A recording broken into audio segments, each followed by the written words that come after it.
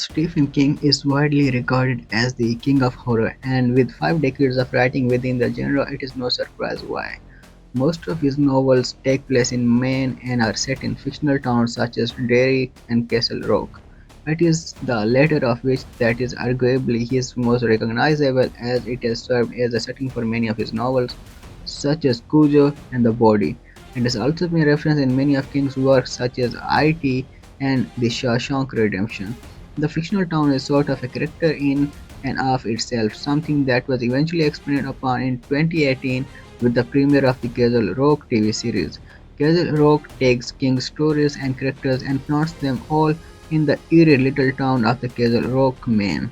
They are not carbon copies or retellings of his work, but rather they tell their own story using King's world building as a jumping off point. The series gave us some terrific plots and scares and delivered some unforgettable acting performances, the standard of which being Bill Skarsgård.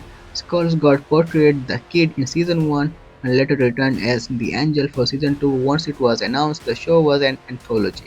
But even though he was around for 2 seasons and was one of the main characters, audiences were still left wanting more.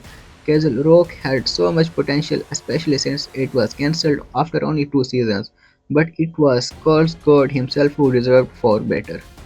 Season 1 of Castle Rock left audiences on the edge of their seat. Why? Let's talk about it. Skarsgård's character appears out of what seems to be thin air when he is found locked in a cage at Shawshank Prison. With no one knowing who he is or what has happened to him, he is referred to as the Kid, and his silent nature only adds to the mystique that accompanies his name.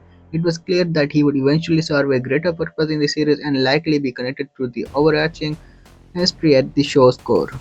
He was, of course, but by the end of the season, it still felt as though his character was rather ambiguous and unexplained.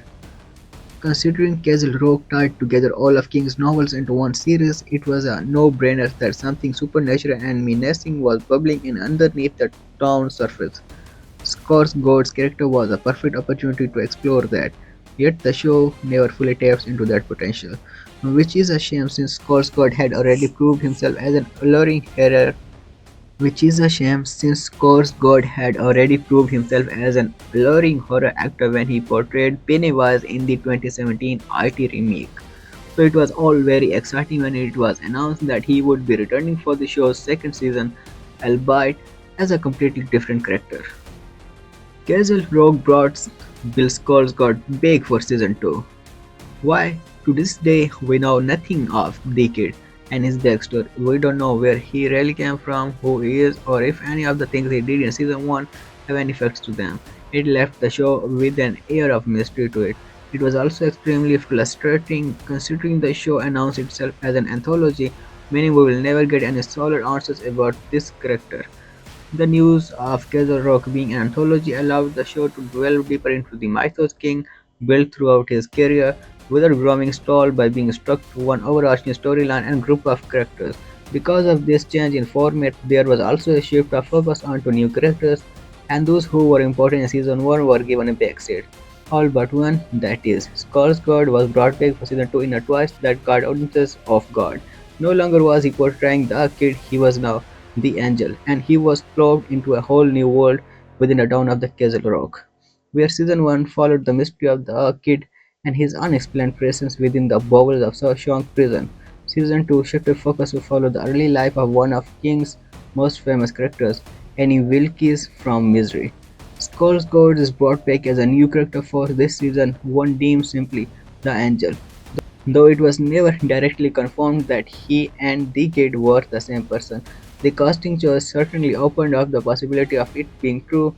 It also confirmed that this new character was a devil-like figure, which, if the characters are in fact linked, answered a lot about the kid and poked holes in the story he told in season 1. Bill Skarsgård's presence opened up the mythology of Castle Rock. The angel character shattered the show's small-town spooky vibes wide open and instead hinted at far more malevolent forces at play. And a seasoned King fan knows that the supernatural is a prominent feature in his work.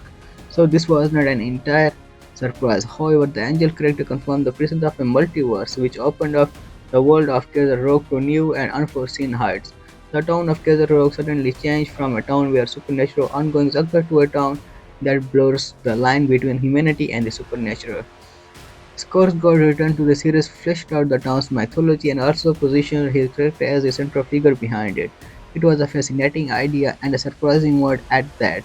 Considering the show had said it would be an anthology come season 2, suddenly everything was up in the air. Was the angel connected to the kid, or was he his own separate identity who just happened to have the same actor portraying him? None of this would be answered because the show was cancelled after season 2, leaving fans on a huge cliffhanger. Well, Bill Skarsgård deserved better in Castle Rock. Skarsgård's portrayal of both the kid and the angel not only turned the series into a one big mysterious question mark, but it also showcased Skarsgård's versatility as an actor. Though both of his characters in Castle Rock shared a similar eerie quality, he managed to bring something different to both roles. It allowed him to flex his skills as an actor, and he was easily the most intriguing part of the series, which was already pretty impressive. Canceling the show after season 2 not only hurt all that had been built up within the series lore, but also proved that Skarsgård was severely underutilized.